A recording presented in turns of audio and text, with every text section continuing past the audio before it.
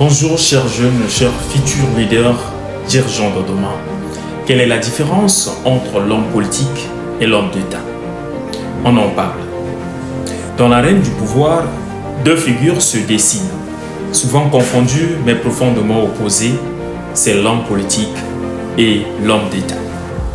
Parmi les deux, l'un regarde l'horizon immédiat, l'autre scrute l'éternité. Mais comme le dit un vieil adage africain, celui qui traverse la rivière en regardant seulement ses pieds risque de ne jamais voir le courant qui l'emporte. Ainsi agit l'homme politique. Préoccupé par la prochaine élection, il calcule, ajuste, promet parfois au gré des vents. Car pour lui, gouverner devient un exercice de survie. Il parle pour convaincre aujourd'hui, mais si demain reste incertain. A l'inverse, l'homme d'État s'inscrit dans les tons lents. Il ne bâtit pas pour être applaudi, mais pour être utile, même dans le silence.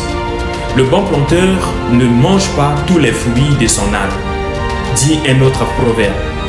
Il sème pour les générations futures, conscient que la véritable grandeur ne réside pas dans la durée d'un mandat, mais dans la profondeur de l'impact.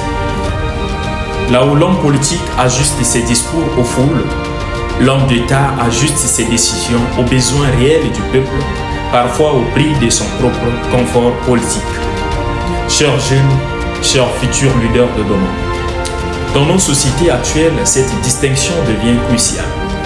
Trop souvent, les nations vacillent sur le poids de promesses éphémères et des divisions à court terme. Les divisions, les tensions et les désillusions naissent de cette politique du moment où la pluie d'un jour ne peut pas pousser la forêt. Gouverner ne devrait pas être un jeu d'ambition personnelle, mais une responsabilité sacrée. L'homme d'État comprend que chaque décision est une pierre posée dans la construction d'un avenir commun. Car au fond, l'histoire ne retient pas ceux qui ont simplement gagné des élections, mais ceux qui ont su transformer les peuples. Le temps finit toujours par juger le berger et non le troupeau. Et ce jugement est implacable. Il distingue ceux qui ont servi de ceux qui se sont servis.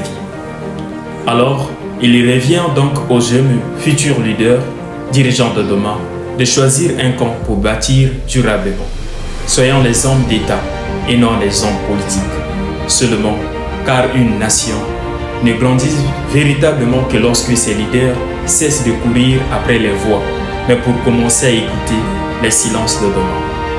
Merci. N'oubliez pas de vous abonner, chers leaders, de partager et de liker. C'est ça, ce qui fait la famille. Je vous remercie.